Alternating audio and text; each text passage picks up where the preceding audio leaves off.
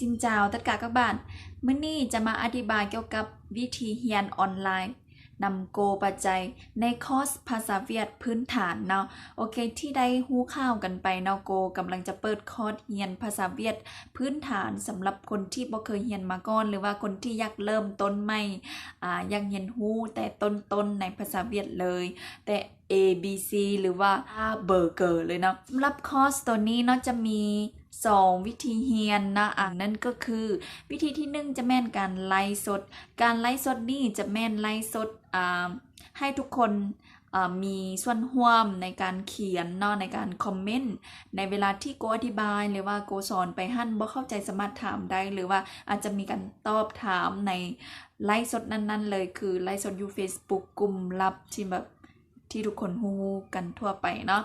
เวลาลูกว่ากับแม่ว่ากับผู้ใหญ่อย่าลืมบ่ให้สุภาพแม่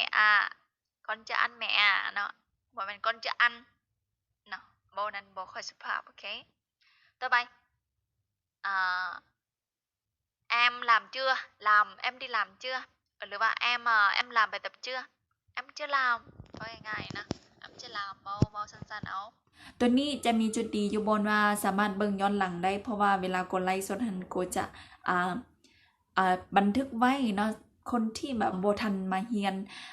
ในมื้อนั้นก็สามารถมาย้อนหลังเบิ่งได้เนาะแต่จะมีแบบที่2อีกนั่นก็คือการวิดีโอคอลลมกันในแอปตัวหนึ่งแต่โกก็จะอุบไว้นะเดี๋ยวถ้าใครสนใจลงทะเบียนแล้วโกจึงอธิบายในการลงทะเบียนแอปตัวนั้นนะแอปตัวนี้จะดีอยู่บนว่าได้ลมกันตัวต่อตัวบ่แม่นลมเบิดกลุ่มเลยเนาะสามารถมีส่วนร่วมในการเว้าแบบแอปตัวนี้จะดีหลายเนาะจะดีหลายในการฝึกการออกเสียงการฝึกการเว้าในโกจะได้ยินทุกคนแล้วก็โกสามารถ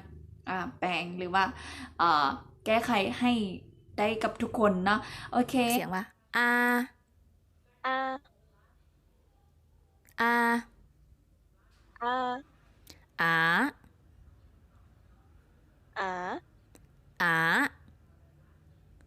อาเออเออเออเนาะต่อไปจะเอาอ่านออกเสียงว่าแอแอแอ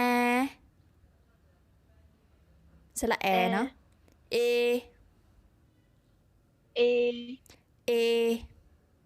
อันนี้ออกสระเอของเขาจุดเสียก็คือมันบ่สามารถบันทึกได้ทุกคนบ่สามารถบันทึกได้แล้วก็เอามาเบิ่งย้อนหลังได้ฉะนั้น